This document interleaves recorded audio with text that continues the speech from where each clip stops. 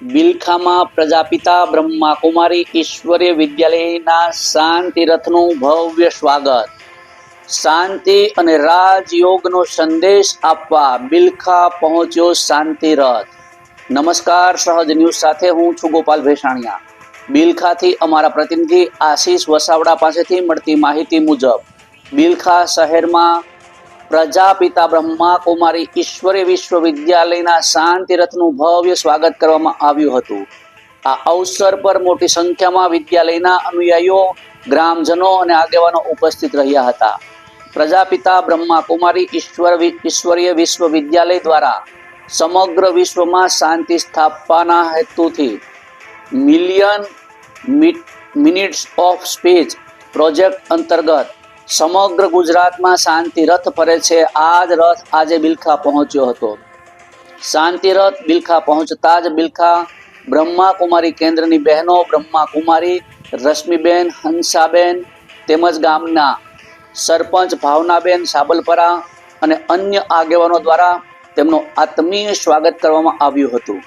ત્યારબાદ રથ ભલગામ, નવાગામ, વીરપુર અને છોડવડી ગામ તરફ ફર્યો હતો। અહીં લાઈવ શો મારફતે રાજયોગ, ધ્યાન, તેમના લાભો અને સામૂહિક ધ્યાનની અગત્યતા અંગે માર્ગદર્શન આપવામાં આવ્યું હતું। સામૂહિક ધ્યાન દ્વારા સમગ્ર વિશ્વમાં શાંતિ અને કલ્યાણ ફેલાય તેવા સંદેશો આપવામાં આવ્યા હતા। બિલખા ગામે પ્રજાપિતા બ્રહ્માકુમારી ઈશ્વરીય વિશ્વવિદ્યાલયનું ઉત્તમ કેન્દ્ર કાર્યરત છે, જ્યાં કેન્દ્રની સંચાલિકા રશ્મિબેન અને હંસાબેન દ્વારા રાજયોગનું નિયમિત માર્ગદર્શન આપવામાં આવે છે। આ કેન્દ્રમાં વધુ લોકો જોડાય અને રાજયોગનો લાભ લઈ શકે તે માટે બહેનો તરફથી અપીલ પણ કરવામાં આવી હતી। રિપોર્ટર આશીષ વસાવડા, સહજ ન્યૂઝ, બિલખા।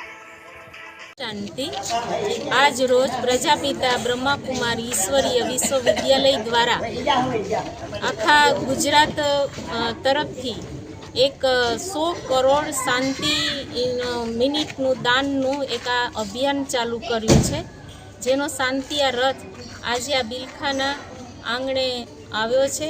અને એ જ લક્ષ્ય છે કે આજે હર કોઈ મનુષ્ય આત્માઓના જીવનની અંદર દુઃખ અને અશાંતિ વધતી જાય છે, તો માનવ જીવનની અંદર શાંતિની સ્થાપના થાય, કારણ કે શાંતિ એ આપણો ધર્મ છે, શાંતિ આપણી એક સંસ્કૃતિ છે, શાંતિ છે તો બધું છે। તો એ હેતુથી જન જનને એક સંદેશ પહોંચે એના હેતુથી આજે આ શાંતિનો રથ આજે આપણા ઘર આંગણે આવ્યો છે, બિલખાના આંગણે। તો જેનાથી માનવ કલ્યાણ થાય અને માનવના જીવનની અંદર શાંતિની સ્થાપના થાય અને એના આધારે આપણું ઘર એક શાંતિનું કુંડ બને, સમાજની સાથે સાથે આપણું રાષ્ટ્ર પણ શાંતિમય બને। અને ખાસ રાષ્ટ્ર માટે શાંતિની જરૂરત છે અને એના માટે આ સપ્રયાસ કરી રહ્યા છે। ઓમ શાંતિ।